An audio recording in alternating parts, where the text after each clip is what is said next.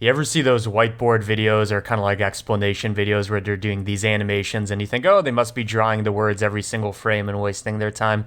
Well, maybe they're maybe they're doing that if they're dumb, but there is a way to automate this with Blender. You can do custom text where it writes on or writes off and it flickers as if you drew it yourself. So I'm going to show you exactly how to do that because it's super simple. And if you guys haven't touched Grease Pencil, this will be a great introduction into my least favorite part of Blender. So with Blender, you're probably going to see something like this. So this is a new project and you're thinking to yourself, okay, how do we get from this 3D viewport to something where we can actually draw and, make those little YouTube animations? Well, that's a good question. What you want to do is hit Control N for new project. And when you make a new file, you can actually choose kind of a startup scene. 2D animation is the one we're going to pick because what it's done is it set up a whole bunch of properties like the background color and stuff like this.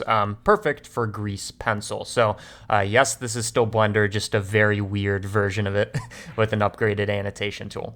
If you click and drag, you're going to see that you can draw. The lines ain't looking too hot. And by the way, just precursor, I'm using a mouse. A lot of people are probably also using a mouse, and that's usually discouraging because you're like, oh, how do I draw with a mouse? I'm telling you it's possible. Tablets are better, but whatever. We're going to take the strength of the stroke and bring it up so this way it's perfectly black because that's just what I'm going to go for. And this button right here is basically only important if you have a tablet. It means the harder you press on it, the darker it's going to be. We don't have that, so it doesn't matter. Second of all, let's get rid of the radius thing as well. We're going to bump up the radius, which is going to be the size of the stroke. So we have the strength and the radius, okay? And if you try to spell a word like dank or whatever it may be, I don't know if my hands are super fidgety or if this indicates something about my future as an elder. But just to make this a bit smoother without needing to be like super hardcore on the mouse, just go to stroke, enable stabilize stroke, and it's going to average out your motion within 40 pixels in this case, right? So you can see there's a bit of a drag and it smooths out this curve, okay? Fine. So let's write a word. I guess dank is a bit overplayed, so let's go with something new, something modern. I'm going to start with a B, and maybe you guys can guess what I'm going to write. Well, it's not Blender, right? There's not enough room for it. So B, R. Notice that I'm doing all of this on the same object. I'm just doing a bunch of strokes, and it's going to add in a keyframe on the first frame, basically storing all of these strokes, which is actually going to be important for us in a moment. BR. And then finally, the hardest letter to write in the English alphabet. Let's try to get it. Okay, that's looking okay. BRO.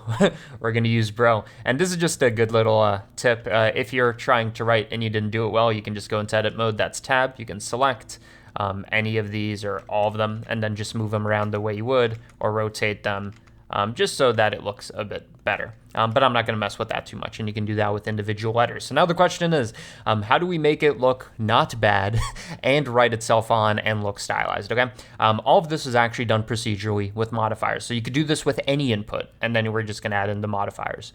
The first one we're going to add is a multiple stroke. What it does is it makes your bro be like, bro, super bold. No, really what it does is it takes your strokes and creates duplicates based off of the normal of the stroke. So you can see it's going inwards and outwards along the normal, so it curves with it. But if you have a gap, that's going to be increased, right? But these settings don't look good to begin with, so we're going to enable fade, which is to say the copies, make them a bit transparent, a bit thinner, stuff like that. So we can make it a bit more transparent, as you can see from the original, or we can make it thinner. I always make it a bit thinner, bring down the distance from the original, and this just gives it a kind of interesting multiple stroke style effect. You could have, usually I stick with an odd number, otherwise weird stuff happens.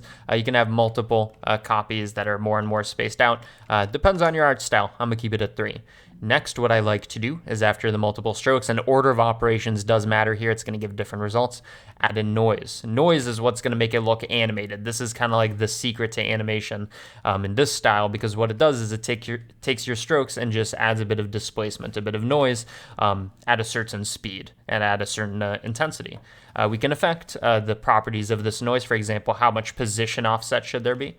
Also the strength, so this is going to make it so some stuff becomes more or less transparent. This one I keep very, very low, but still present, so it doesn't like make anything like 50% transparency. Even 0.02 gives quite a bit of an effect. Thickness is a cool one. It's going to make some lines thinner and thicker. This one keeps small as well. And the real secret to this is the noise scale, which is going to add some jitter. So the noise, which you can think of as a 2D kind of like procedural thing, that is going to be scaled up and down, which makes for more fine detailed deformation. And by the way, if whatever you wrote down doesn't kind of have a lot of wiggle once you do this thing, it means you don't have enough geometry. And I know that's kind of a weird thing to think about drawing having geometry. Yeah, you go to edit mode, you click vertices in some sense, and this is what it's displacing. If you do not have enough of these, right click, subdivide. It will add more, and you can see just change the deformation. So in some cases, that might be useful. Okay, so you can mess with all of these settings, and then probably the only one you care about is randomize. Other than these, this is basically saying what interval. So if I make it 8, it's going to be twice as slow for more of a jittery effect, and to see it is going to give you different kinds of noises. Okay, fine. We have kind of like the build up to our effect, but now the coup de grace, how do we make it draw on or off or whatever? To do this, you're going to use a build modifier. Now, we're not going to really put it at the end here, even though you can see it kind of works.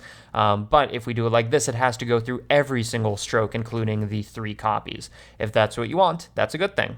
Generally, it's not what we want. And before we move it, you can pick the number of frames. So if we want it to be 24 frame transition, so it only takes a second, 24 frames per second, we can do that, okay?